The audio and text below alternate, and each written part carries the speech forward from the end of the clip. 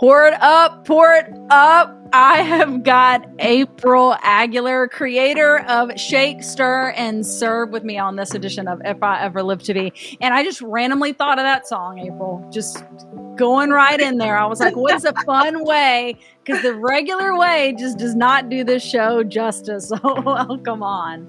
I love it. I love it. We're going to talk about Shake, Stir, and Serve, which is a mobile bar. Yes. It is a mobile bar business. Yes. And it's so cute. Thank you. It's just precious. Like, everyone listening, go find her on social media, right? Pause the podcast. Go find her on social media and then come back and listen to the rest of it, because it's absolutely just stunning and cute. So tell us how you came up with this idea. Well, thank you. Yeah, I'd love to say that I came up with this all on my own, but that's not really the case. So a few years ago, and I barely know what day it is today, so time is kind of irrelevant. But yeah. Yes.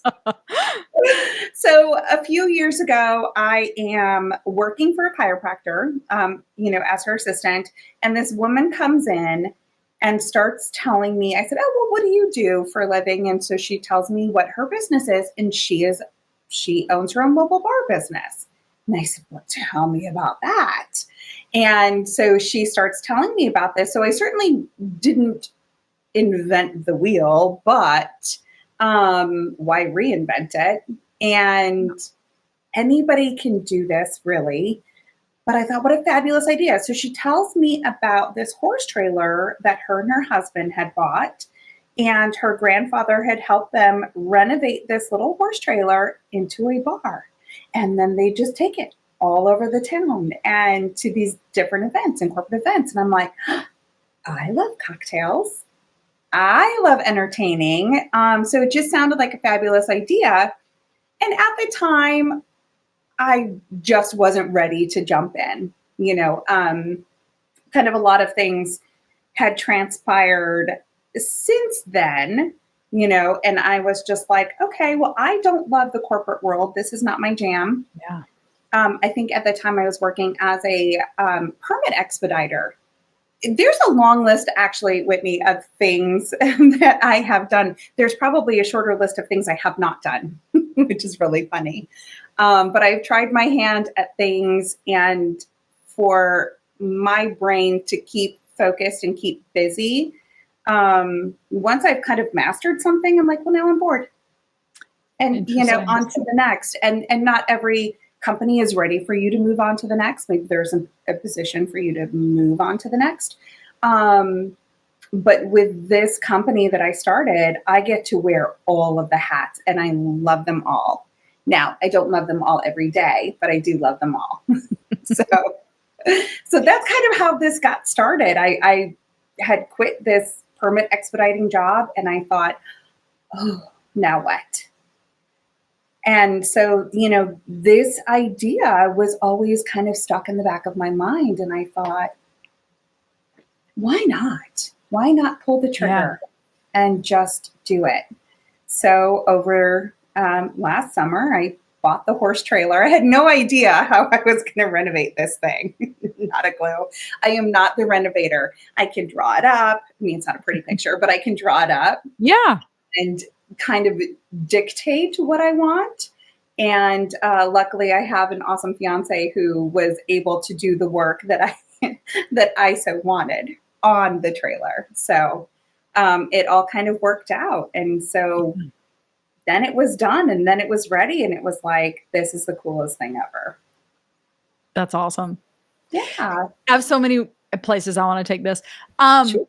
So tell me a little bit more about the entrepreneurial bug that you have, because I will say, being a very risk adverse person.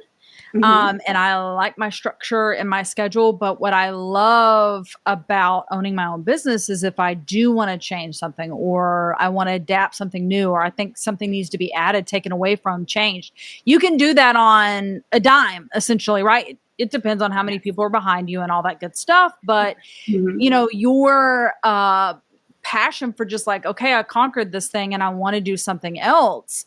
Walk Mhm. us through that, because you're in the corporate space. Like, how long did you know I don't, this is not my long-term gig. I want to start my own thing. Gosh, I think at the time, so I need to preface with this. Prior to me working at the corporate job, I worked at the chiropractor's office. And before that, I was a stay at home mom for 13 years. So, and these jobs just kind of happened, kind of, I wouldn't say handed to me, but they were handed to me like, hey, we need somebody. Would you come in? Sure. And these are just people that I've met, um, in general. And so I did work in the corporate field before staying home with the children. And I kind of knew then, like, gosh, do I have ADD or like, what is this? Yeah. Because I'm doing the day to day stuff, but gosh, I'm bored. I am bored to tears. So I know that I can do it, and I am super structured in the fact that if I need to crank these out, I know how to get this done. But it wasn't until I was working at that corporate job, and I thought, okay, I don't love the way everybody else works around me. I want you to be on my level of respectfulness. I want you to be on my level of the work that is put out. Anything worth doing is worth doing well. So when those things don't happen, I get frustrated and I internalize it and I hold on to it and then I vent about it. And none of that is healthy. None of that at all is healthy. And no matter how many different times I would talk to my boss about it, nothing changes. And I just thought, I'm too old and I'm too young for this. I don't need any help aging. I'm doing fine all on my own. So Yes. I thought to myself, I've really got to figure out what I want to do and what's best for me. And my uncle actually is a psychiatrist or psychologist. I can't remember which one prescribes medication. He doesn't, by the way. But anyways, having a conversation with him, and I said, gosh, I think it's just my ADD. And he goes, I think you're just highly intelligent. And I thought, maybe I am. Thank you for that. Thank you so much. And I feel like that kind of gave me the go ahead. Not like I'm a genius or anything, but I felt like it gave me that push to be like, you can do this. You're smart enough to do this. Go for it. And so I did. I take this big leap of faith and, have all my spreadsheets and, what I didn't expect though during all of this was all of the networking and how much I love it. Very cool. Yeah. Yeah, it's so interesting because it almost feels like this itch you can't scratch, right? Of like just kind of chomping at the bit to do something new, to move forward. I've even been guilty of that where I just almost got aggravated that I was getting aggravated. So when I was in the corporate space, I actually got aggravated that I felt like everyone else wasn't working as hard as I was. Yeah. Uh-huh. Yet they were either taking home the same paycheck or possibly more. Mm-hmm. And when you have your own business, it's yours, right? It's something that you are building, but then you're also in control. Like if you want to make more, there's a faster, I was going to say easier. That's open for interpretation, depending on how you want to look at it. But that opportunity is there. Right. Absolutely. And I totally would agree with you because now I'm in control, like you said. And I don't know that it was totally a control thing for me. Maybe it was. It's hard to say. But it definitely has put me in the driver's seat for sure. And maybe I'm not such a great passenger because I did feel like I worked harder than a lot of people. And, then I would kind of be responsible for looking over, building plans before them to a county for permitting. And as I'm looking at this, I'm like, well, this is wrong and this is wrong. And you send them over and they're like, just send it. That's not how I operate. Yeah. Like it needs to be done right and get Yep. on my page. So Yep. I totally agree. There's a little bit of I'm in control. I'm in the driver's seat now. Yeah. And I get to determine the quality that gets put out. And that can even be its own speed bump hiccup for business owners, right? Too, like you were pointing back to the fact of like, okay, I bought this horse trailer and I knew how I wanted it to look, but I knew I wasn't the one who was going to actually do that thing. I think that's actually such a key point of like that's okay too. And that should not be expected of you. You can have the idea and perhaps you know what you want it to look like, but we all need help getting all the other things actually done and put together. So, yes. And and as far as marketing too, my daughter did a lot of my marketing and putting my website together because, that's definitely something that I had not done before and I can navigate it now. But to start with, I wanted to throw my computer over and just be like, and I'm done, Yes. So that was definitely brand new. Yeah. Mm-hmm. So walk us through the process of this business, right? Because I'm even thinking like, were there special classes you had to take for mixing up new drinks? Did you have to get special permits to be able to travel with the mobile bar? How does all that work? Okay, so with the mobile bar, you absolutely, well, I shouldn't say absolutely not. You can actually have a liquor permit if you also own a brick and mortar. So if I owned a bar that sold food, I could get a liquor permit to also be mobile. I don't have that. So I do not actually have an alcohol permit. I do have to have the business license. I do have an alcohol certification, basically, so that I don't overserve anybody.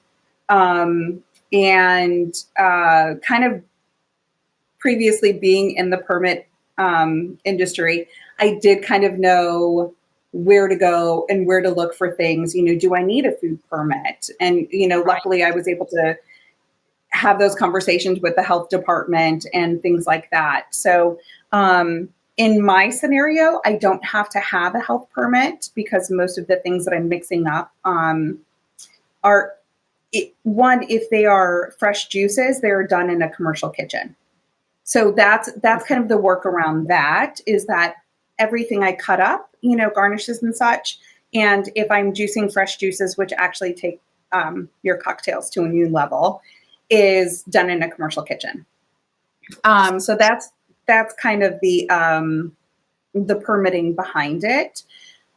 Now, how that works, let's say if you're my client and you're like, hey, I'm having this big party, I say, okay, great.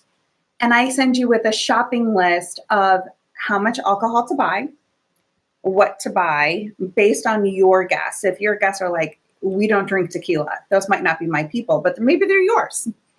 And, so then I say, okay, this is how much alcohol you need to buy based on what it is pretty much that everybody drinks. Then I come and I've got all the fresh juices for mixers. I might come with your signature cocktail because Whitney loves a watermelon mint mojito. And so I'm like, okay, great. And then I kind of go on your flavor profile of what you love, and I can create some signature cocktails for you. Super. And I come with all the ice cups, napkins, straws, juices, and I am ready to mix and get you ready. Super cool. Okay, so you do weddings, corporate events, birthday parties, all the fun things. All the fun things. Yes. Anniversaries, all the things. Okay. And so then basically, if you were planning that for someone, they would come to you and give you that information. You would give them the shopping list. And then basically, you just kind of have everything ready in the mobile bar for the event. Yes. Okay. Yeah, so I will come up with ice. You did ask me about, did I have to take a class for this? I Yeah. did not have to. I did not have to, but I have. Because Okay. I've actually now, I hope I don't lose anybody on this here, but I've actually never been a bartender before. And so this was not something I had to do, but something that I wanted to do. And so I did just kind of take like a basic bartending class. Yeah. But the coolest thing I ever did was taking a mixology class with a company called A Bar Above. I would highly recommend them if you're interested at all.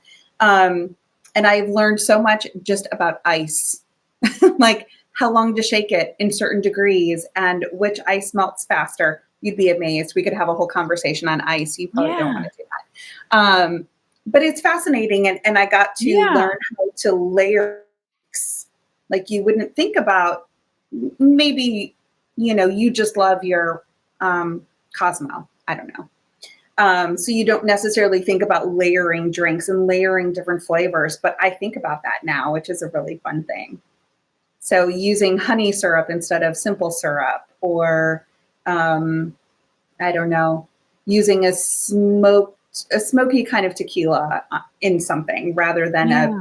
silver tequila. So those are the things I kind of think about now as I'm preparing for somebody's wedding or, special event. That's so interesting to me though, because in a way, this is a terrible analogy. I kind of feel like making drinks is like salads to me. I always like when everyone else prepares them better. Yeah. Yeah. I do not have all the ingredients to make the salad the way I would want to make it in order for me to eat more salads in my life. Like they're always better at a restaurant, right? I feel like Yeah. drinks are the same way. Mm-hmm. But I also feel, next level that has nothing to do with salads is the experience of it too, right? When it's a certain color or there's a certain garnishment to it, or gosh, you can tell I'm not well versed in this, but the presentation of it where like the top Mm-hmm. is taken off of the drink and it's almost like smoking and just all these different, like that's part of the experience to me. Yes. And that's exactly, I feel like, what Shake Stir Serve is. It's an experience. There's something that I like to call the celebrity experience, right? So if you think back to the old sitcom Cheers, Yeah. did everybody watch Cheers? Like raise your hand if you watched Cheers in the 80s, right? Like 80s, 90s, I can't remember now. Yeah. Um, It was on for a long time. It That was was on one of for a those long rare. time, and so that Yeah. says nothing about how old we are. Nope. Just clarifying Yep. that. Um, but I call it the celebrity status. So Norm walks in and everybody says, Norm, right? I want you, when you come up to my bar, I'm going to be like, Whitney, I know what you want. And that's the celebrity status. And I feel like customer service in general has maybe gotten away from that. I had gone Yes. to a wedding. I can't remember. It was probably last year sometime. And this woman also was tending bar and had her own little mobile bar business.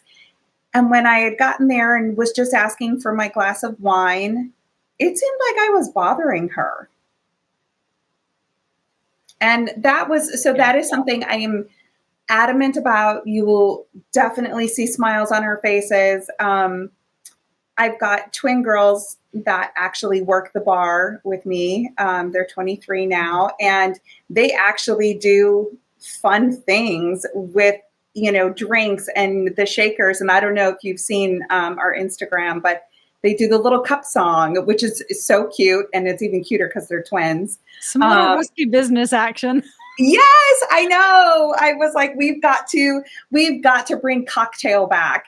Tom Cruise, he needs, yeah. So it's more of an experience, like you were saying, and it's about the amazing cocktails, how they're presented, how beautiful they are, how amazing they taste. Is it a well-balanced cocktail? Because we've all gotten that vodka soda that is way more vodka than soda. Yep. And you almost can't drink it.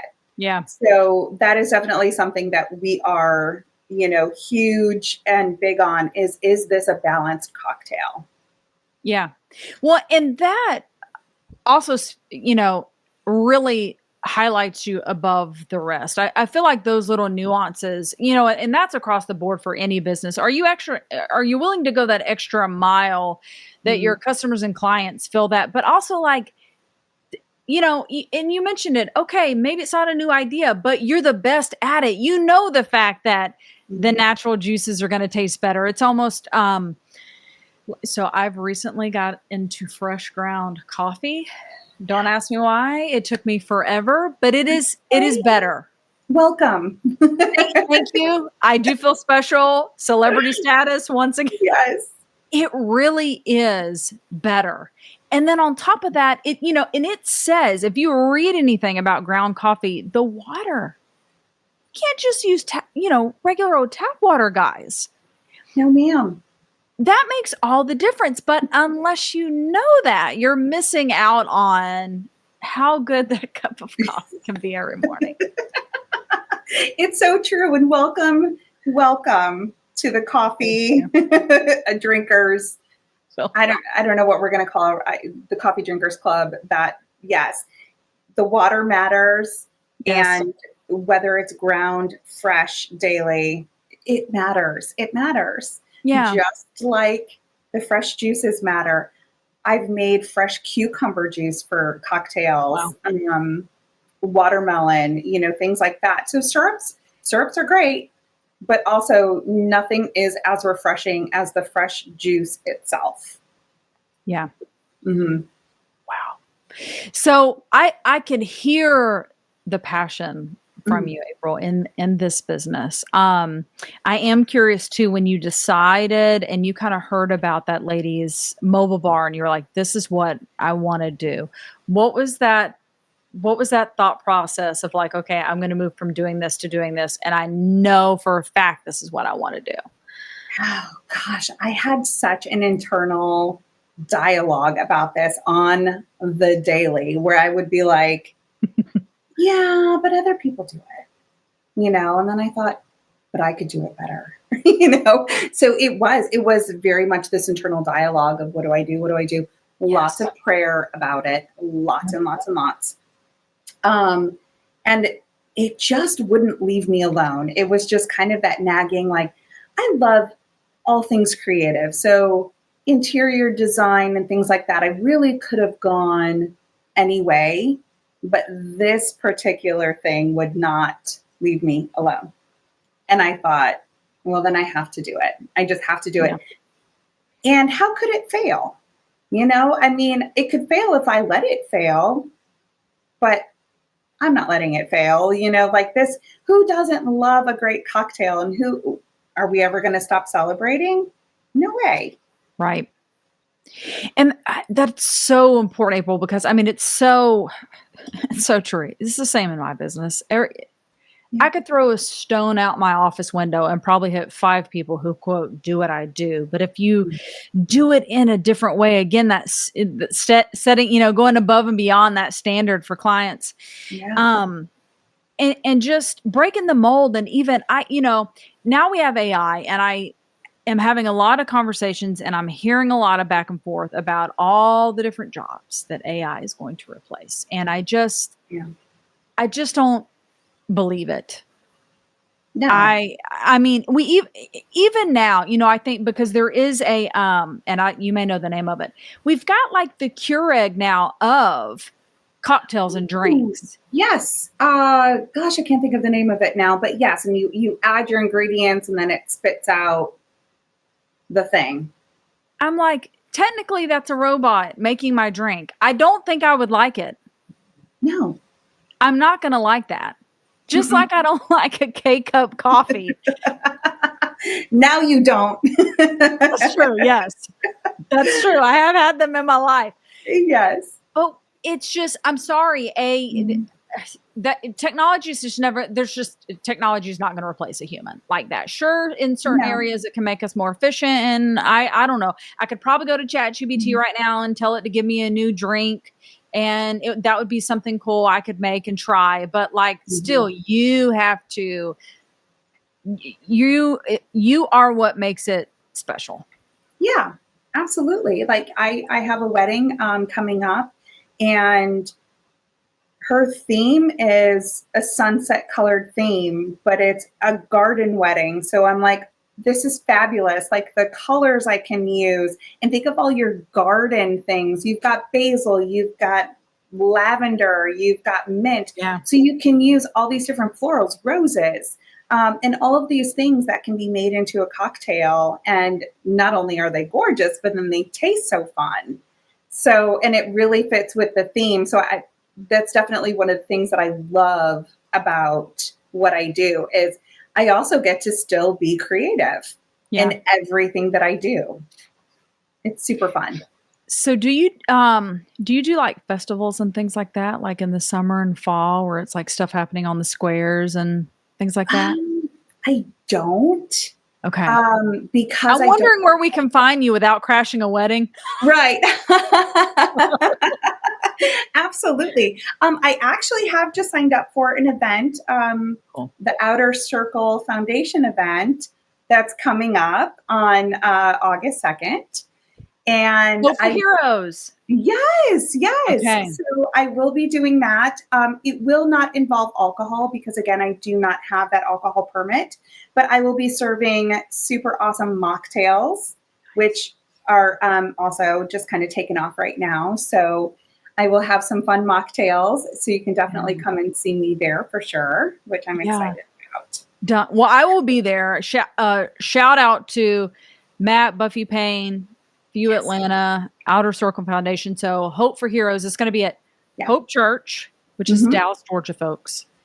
August 2nd. And if memory serves me correctly, it's like 3 to 8. Yes, it is 3 to 8. Okay. So, among all the other things that you're going to do, come and meet April and I. Yes, it's going to be so fun. That'll be great. What a great cause. You know, so anything supporting our veterans. My father was a veteran. He has since passed, but, you know, anything I can do to support the veterans, I think we should all just hop on in and help out any way we can, even if it's not financial, just come and support them. Yeah. I mean, sometimes you just need to smile at someone. Someone just needs to smile, a listening ear. Absolutely. Yeah. Well, we've been finishing each other's sentences. I didn't even mention at the onset that we're matchy. So great minds think alike, you guys. I know. How fun is that? Parting words from you, April. If there is someone out there who is listening to the show and maybe they're thinking about going out and starting their own business, but they're just not quite sure, what would be your word of advice or encouragement to them? Oh gosh. I would just honestly say, just go for it. You know, like life is so short. We only get this super small amount. In the moment, it feels long, but I promise you it's short. And why not go out doing something you love? And, you know, if it fails, then dust yourself off. Let's start all over. Let's figure out what went wrong. And I'm not a huge risk taker. I'm definitely not one of those people. But I think after living through some traumatic things that have happened for me, I was just like, you know what? If I don't do it, it's not going to be done for me. Right. And so I would say, just do it. Just go for it. Just, you know, take that idea and run with it because you just don't know. What is the phrase? You've survived 100% of the days that you've lived. It's like your track record's pretty good. I mean, you may have tripped up a couple of times. We all do. That's life. But right. You're absolutely right. But other than that, go for it. So April 2, before we go, I want you to have the opportunity, because you're involved with the podcast, What's Good About Grief. And so we've been having a lot of fun on the show. And I feel like one of the most beautiful things we can do is make something good come out of grief, right? Like I know, especially when that's fresh, that's so hard to look at and say, and you get that like that's the last thing I want for you to tell me, right? Is that I'm going to be happy again one day. I'm not going to be happy again one day. I'm very upset, or whatever the case is that you're facing. But I feel like with God's help, whatever we experience at some point, he really can use it for something beyond what we currently see. So I'd love for you to talk about this podcast and what you do with it, your involvement. Yeah, absolutely. It's me and two of my friends who have been through some of the most traumatic losses of loved ones. And we really talk about all things raw, real emotions. We've talked about everything from how it happened to what happens afterwards to what to expect when you're not expecting this. And we go through all of the things, relationships and how they change, friendships and how they change after something traumatic happens. And so, we really talk about everything grief related. And it's sometimes heavy. Sometimes we joke around about some things. You can't always be, super heavy, but it's really just kind of trying to help everybody else who is going through the process, or people who don't know how to handle the people that are going through the process. Right. So that's really what we talk about. Yeah, absolutely. Well, I mean, it's just like we're talking about just a few moments ago of, sometimes you don't have to say anything. Sometimes someone just needs you to listen, even if there's just silence on the other end of the line, just knowing like, okay, somebody's there when I'm ready to say something. I can, and there's a listening ear. So it's What's Good About Grief. Where can people go to listen to that? You can go to Apple, Spotify. I believe we're on Podbean. Yeah. So, and then there is a website called What's Good About Grief podcast. Awesome. And so you can, click the buttons there also too. Also, somebody saw this, set that up. I don't know how to do that. It's a good thing we have teams. And it is so good. All right, my friend, if someone wants to book you for a party or a wedding, how do they find out more about Shake, Stir, Serve? Yes, they just need to go to shakestirservega.com, shake_stir serve on Instagram, and we're on Facebook, Shake, Stir, Serve. Perfect. And that's all on your website as well, right? Yes, it is. Yes. You can click on the little links that somebody else set up for me. Yeah, I love that. Yeah. And I'm super excited. I know you'll have a lot going on, but that's awesome that everyone come on out and hang out on August 2nd. I'm looking forward to that. That'll be great. Yes, me too. Awesome. Well, April, this has been so good. Thanks so much for bringing some cheer to the podcast. I love that. Thank you. Thank you for having me. This was so fun.